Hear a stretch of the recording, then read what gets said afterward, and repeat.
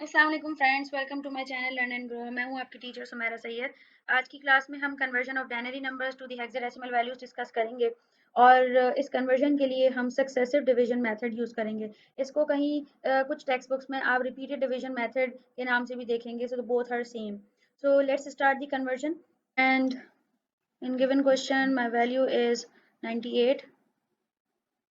ठीक है। अच्छा, हम जाना चाह रहे हैं हेक्साडेसिमल डोमेन में, ठीक है, और करंटली हम डेनरी में। तो क्योंकि हम हेक्साडेसिमल में जाना चाह रहे हैं और हेक्साडेसिमल की बेस 16 है, तो अब हम इस नंबर को दैट इज 98 16 से डिवाइड करेंगे और हमें ये देखना है कि 98 16 के टेबल में कब आता है, और अगर नहीं आता तो उससे नियरेस्ट वैल्यू कब आती है। तो हमें इसका मल्टीपल चेक करना है। तो अगर ये आपके पास राइट हैंड साइड में 16 का टेबल मेंशन है and you can see that 16 multiply bye 6 is 96 and 16 7 112, तो हम 16 मल्टीप्लाई बाय 6 करेंगे। सो मल्टीपल हम यहाँ लिख लेंगे और 96 दैट इज योर आंसर। ये आपको मेमोराइज रखना है, ठीक है। आपकी करंट वैल्यू है 98 और आपका आंसर है 96। सब्ट्रैक्ट करेंगे तो the remainder is 2।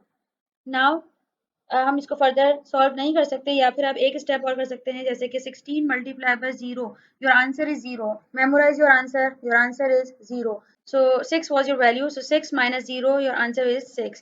So from bottom to top you will write the answer.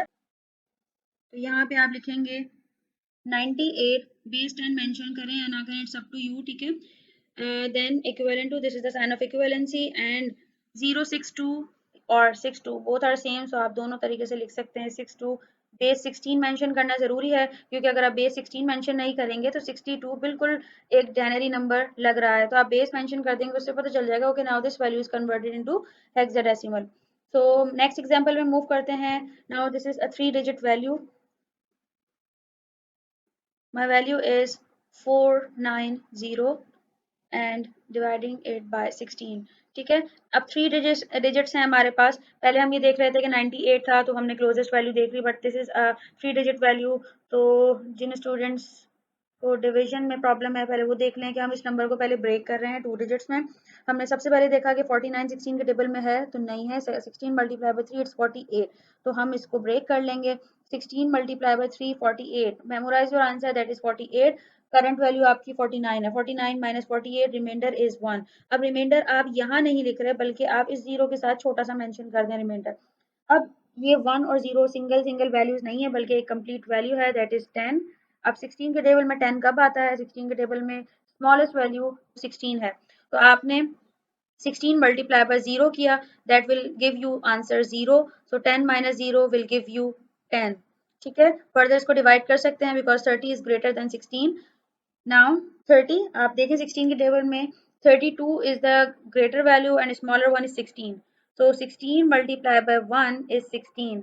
30 minus 16 will give you 14. आप चाहे तो यहीं स्टॉप कर लें, या चाहे तो एक और स्टेप कर लें जिसमें 16 multiplied by 0 लिखें। So from bottom to top you will write the answer. So 490 is a ternary value is equivalent to hexa में हमें डिनोट करना है, तो हमने यहाँ पे ब्रैकेट बना ली 1। 14 14 is equals to e in hexadecimal and 10 is equals to a in hexadecimal. So इस तरीके से हमें आंसर लिखना है।